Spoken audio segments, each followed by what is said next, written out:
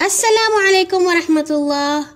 بہادر، نڈر اور جرت مند بچوں، آج ہم آپ کے لیے لائے ہیں ایک بہادری کی کہانی کا عنوان ہے شیر دل سلطان۔ یہ بالکل سچی کہانی ہے۔ سلجوقیوں کی حکومت کا زمانہ مسلمانوں کی تاریخ کا سنہرا زمانہ کہلاتا ہے، اس لیے کہ انہوں نے اپنے زمانے میں بڑے اچھے کام کیے، جگہ جگہ مدرسے قائم کیے، دریاؤں پر پل باندھے، سڑکیں اور سرائیں بنوائیں، اسلام کے دشمنوں کا سر کچلا اور ہر طرف امن و امان قائم کیا۔ سلجوقی ان ترک قبیلوں کو کہا جاتا ہے جو ایشیا کے درمیانی علاقے میں رہتے تھے۔ یہ بڑے محنتی اور بہادر لوگ تھے۔ اسلام قبول کرنے سے پہلے وہ بھیڑ بکریاں پالتے اور بھیڑ بکریوں کے بالوں سے اپنا لباس بنا لیتے تھے، انہیں کی کھالوں سے خیمے تیار کر لیتے تھے اور ایک جگہ ٹک کر نہیں رہتے تھے بلکہ ادھر ادھر پھرتے رہتے تھے۔ وہ بالکل جاہل تھے اور کسی مذہب کے بھی پابند نہیں تھے۔ ان کا ایک سردار جس کا نام سلجوق تھا، اس نے 4 صدی ہجری کے آخر میں اسلام قبول کیا۔ اسی کے نام کی نسبت سے یہ لوگ سلجوقی کہلائے۔ سلجوق بہت دانا اور بہادر آدمی تھا۔ اس نے اپنی قوم میں اسلام پھیلایا، تمام ترک قبیلوں میں اتفاق پیدا کیا اور ایک چھوٹی سی حکومت قائم کر لی۔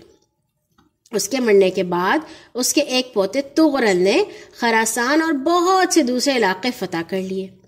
تغرل کے بعد اس کی کوئی اولاد نہیں تھی، اس لیے سلجوقیوں نے اس کے بھائی کے بیٹے الپ ارسلان کو اپنا بادشاہ بنا لیا۔ اس کا اصل نام ابو شجاع محمد تھا، لیکن اس کی بے خوفی، بہادری اور اچھی عادتوں کی وجہ سے لوگ اس کو الپ ارسلان کہتے تھے، جس کے معنی ہیں بہادر شیر۔ وہ صورت و شکل سے بھی سچ مچ شیر معلوم ہوتا تھا۔ روم کے عیسائی بادشاہ جو اس وقت جس کا نام قیصر رومانوس تھا، اس نے بڑے زور و شور سے سلطان الپ ارسلان سے لڑنے کی تیاری کی۔ اس کا ارادہ تھا کہ الپ ارسلان کو ہرا کر تمام اسلامی ملکوں پر قبضہ کر لے۔ اس کی مدد کے لیے یورپ کے کئی عیسائی ملکوں نے اپنی فوجیں بھی بھیج دیں۔ بہت سے وحشی قبیلے بھی اس کے لشکر میں شامل ہوئے۔ اس طرح قیصر کے جھنڈے تلے 3-4 لاکھ آدمی جمع ہو گئے، جن کا ایک ہی نعرہ تھا، ہم مسلمانوں کا نام و نشان تک مٹا ڈالیں گے۔ قیصر کے پاس پتھر برسا کر قلعوں کے دیواروں کو توڑنے والی 20 بڑی مشینیں تھیں، ان کو منجنیق کہا جاتا تھا۔ ایک منجنیق کو 100 بیل کھینچتے تھے۔ ہر منجنیق کی 8 منزلیں تھیں اور ہر منزل میں 150 آدمی بیٹھ سکتے تھے۔ قیصر کو اپنی فتح کا اتنا یقین تھا کہ وہ کھلا کہتا تھا کہ آئندہ سردیوں کا موسم ہم الپ ارسلان کے تخت پہ گزاریں گے۔ جس وقت الپ ارسلان کو قیصر کی جنگی تیاریوں کی اطلاع ملی، وہ آذربائیجان کے ایک شہر خوی میں مقیم تھا۔ اس کے پاس صرف 15,000 سواروں کا لشکر تھا۔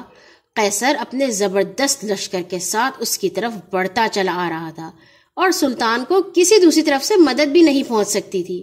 سلطان چاہتا تو لڑائی سے بچنے کے لیے کسی محفوظ مقام پر جا سکتا تھا، لیکن وہ بڑا نڈر اور بہادر آدمی تھا۔ اس کی غیرت نے گوارا نہ کیا کہ قیصر سے چھپتا پھرے۔ اس نے اپنے بیوی بچوں کو تبریز بھیج دیا اور خود اللہ کے بھروسے پر قیصر سے مقابلے کے لیے تیار ہو گیا۔ اس نے اپنے ساتھیوں کو جمع کیا اور ان سے کہا، اے اسلام کے مجاہدوں، اس میں شک نہیں کہ ہماری تعداد دشمن کے مقابلے میں بہت کم ہے، لیکن ہمیں صبر اور حوصلے سے کام لینا ہے اور اللہ کی مدد پر بھروسہ کر کے دشمن کا مقابلہ کرنا ہے۔ اگر کامیاب ہوئے تو اللہ کا احسان، ورنہ شہادت کا درجہ تو ضرور مل جائے گا۔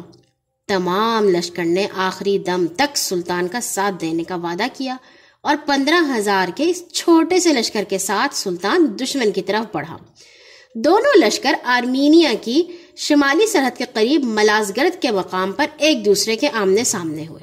لڑائی شروع ہونے سے پہلے سلطان نے قیصر کو پیغام بھیجا کہ لڑائی میں ہزاروں آدمی خواہ مارے جائیں گے، بہتر یہ ہے تم اپنے ملک کو واپس چلے جاؤ، ہم تمہارے ملک پر حملہ نہیں کریں گے۔ قیصر کو پیغام ملا تو اس نے سمجھا کہ سلطان اپنی کمزوری کی وجہ سے نہیں لڑنا چاہتا۔ اس نے بڑے غرور کے ساتھ سلطان کو یہ جواب بھیجا، اے وحشی، اگر تم امن چاہتے ہو اور لوگوں کا خون بہانا پسند نہیں کرتے تو چپکے سے بھاگ جاؤ اور اپنا تخت ہمارے حوالے کر دو۔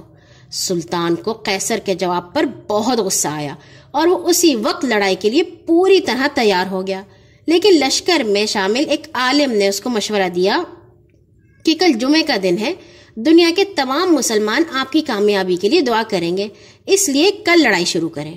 سلطان نے یہ مشورہ قبول کر لیا۔ دوسرے دن سلطان نے تمام مجاہدین کے ساتھ جمعے کی نماز پڑھی اور اللہ سے اپنی کامیابی کے لیے رو رو کر دعا کی، پھر اپنے چہرے پر مٹی ملی اور مجاہدین کے سامنے اس طرح تقریر کی: اے بہادرو، میں جانتا ہوں کہ تم اللہ کی راہ میں لڑنے مرنے کے لیے بے چین ہو، لیکن میری دلی خواہش ہے کہ تم میرے بعد زندہ رہو۔ تمہاری وفاداری اور بہادری میں کوئی شک نہیں، لیکن میں خوشی سے اجازت دیتا ہوں، تم میں سے جو شخص کسی وجہ سے واپس جانا چاہتا ہے وہ جا سکتا ہے۔ خدا کی قسم میں کبھی اس سے زیادہ خوش نہیں ہو سکتا کہ تم میری اس وصیت پر عمل کرو۔ بادشاہی اور افسری ختم ہو چکی، میری حیثیت اب اسلام کے ایک معمولی سپاہی سے زیادہ نہیں رہی۔ سلطان کی تقریر سن کر تمام مجاہدین کی آنکھوں میں آنسو آ گئے۔ انہوں نے ایک زبان ہو کر جواب دیا: اے سلطان، خدا کی قسم ہم ہرگز آپ کا ساتھ نہیں چھوڑیں گے۔ اس شخص پر خدا کی لعنت ہو جو لڑائی سے جی چرائے، اور اس شخص کا منہ سیاہ ہو جو لڑائی کے میدان سے بھاگے۔ فوج کا جواب سن کر سلطان نے اپنا ترکش پھینک دیا اور نیام سے تلوار نکال کر نیام کو بھی پھینک دیا۔ اپنے ہاتھ سے گھوڑے کی دم باندھی، شاہی لباس اتار کر سادہ سفید لباس پہنا اور خوشبو مل کر کہا: اگر اللہ نے مجھے شہادت دی تو یہی میرا کفن ہوگا اور اسی میدان جنگ میں میری قبر بنے گی۔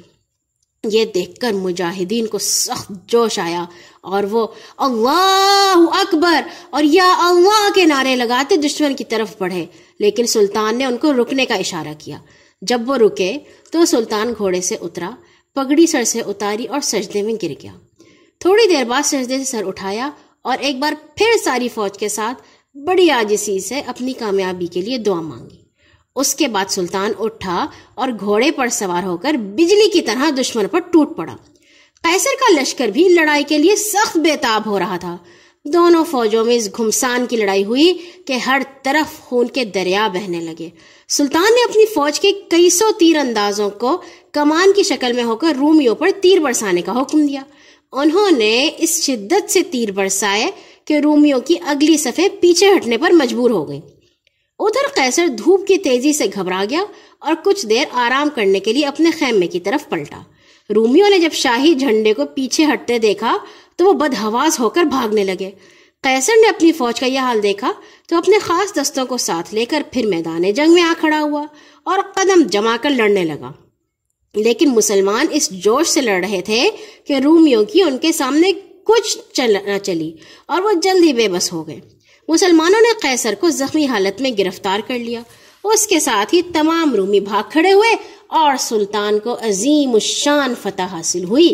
تاریخ میں اس لڑائی کو جنگ ملازگرد کہا جاتا ہے اور اسے دنیا کی بہت بڑی لڑائیوں میں شمار کیا جاتا ہے، جس میں 15,000 مسلمان مجاہدوں نے کئی لاکھ گنا رومی لشکر پر فتح پائی۔ اس طرح عظیم الشان رومی سلطنت کا رعب خاک میں مل گیا۔ مسلمانوں کے لیے فتح کے نئے دروازے کھل گئے۔ اس لڑائی میں بے شمار رومی مارے گئے جبکہ تھوڑے بہت مسلمان شہید ہوئے۔ دوسرے دن قیصر کو سلطان کے سامنے پیش کیا گیا۔ شیر دل سلطان نے اپنے اس جانی دشمن کے ساتھ اتنا اچھا سلوک کیا کہ تمام عیسائی بھی اس کی تعریف کرتے ہیں۔ سلطان اپنے تخت سے اٹھ کر چند قدم آگے بڑھا اور بڑے جوش کے ساتھ قیدی بادشاہ سے ہاتھ ملایا، پھر اسے بڑی عزت کے ساتھ اپنے پاس بٹھایا اور دیر تک اس سے بڑی نرمی کے ساتھ باتیں کرتا رہا۔ 7 دن تک میدان جنگ میں سلطانی لشکر نے فتح کی خوشی منائی، شکرانے کی نمازیں پڑھی اور غنیمت کا مال آپس میں تقسیم کیا۔ اس عرصے میں سلطان نے قیصر کو ایک عالی شان خیمے میں ٹھہرایا، اس کی مرہم پٹی کرائی اور اس کی فوج کے کئی قیدی جرنیلوں کو بھی اس سے ملنے کی اجازت دی۔ سلطان ہر روز 2 وقت قیصر کے پاس آتا اور اس کو اپنے ساتھ کھانا کھلاتا۔ 8ویں دن سلطان نے جنگ کا ذکر چھیڑا۔ اب تم مجھ سے کس سلوک کی امید رکھتے ہو؟ قیصر نے جواب دیا: اگر ظالم ہو تو مجھے قتل کر ڈالو گے، اگر مغرور ہو تو سارے ملک میں پھرا کر مجھے ذلیل کرو گے یا قید میں ڈال دو گے، اور اگر شاہانہ فیاضی کرنا چاہو تو جنگ کا تاوان لے کر مجھے چھوڑ بھی سکتے ہو۔ سلطان اس کا جواب سن کر مسکرانے لگا، پھر اس سے پوچھا: اگر میں اس حالت میں تمہارے سامنے لایا جاتا تو تم میرے ساتھ کیا سلوک کرتے؟ قیصر نے کہا، برے سے برا سلوک جو میرے بس میں ہوتا۔ سلطان نے کہا، اب مجھے تمہاری نیت کا علم ہو گیا ہے، کیوں نہ میں بھی تمہارے ساتھ یہی سلوک کروں؟ قیصر نے جواب دیا، میں نے اپنی نیت کا پھل بھی تو پا لیا ہے۔ سلطان اس کا جواب سن کر ہنس پڑا اور کہا، میں مسلمان ہوں اور اسلام سلامتی اور امن کا دین ہے۔ جو سلوک تم میرے ساتھ کرنا چاہتے تھے وہ میں تمہارے ساتھ نہیں کروں گا۔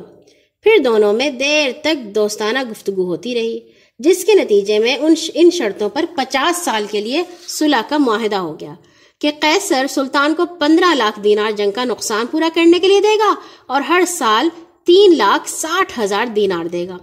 تمام مسلمان قیدی رہا کر دیے جائیں گے اور رومی قیدی بھی آزاد کر دیے جائیں گے، اور ضرورت کے وقت قیصر سلطان کو فوجی مدد دے گا۔ معاہدہ لکھا جا چکا تو سلطان نے قیصر کو بڑی عزت کے ساتھ رخصت کیا۔ چلتے وقت قیصر نے بغداد کی طرف جھک کر 3 سلام کیے۔ یہ اس بات کا اعلان تھا کہ بغداد کے جس خلیفہ کو سلطان اپنا بزرگ اور سردار مانتا ہے، قیصر بھی اس کو اپنا بزرگ مانتا ہے اور اس کو سلام کرتا ہے۔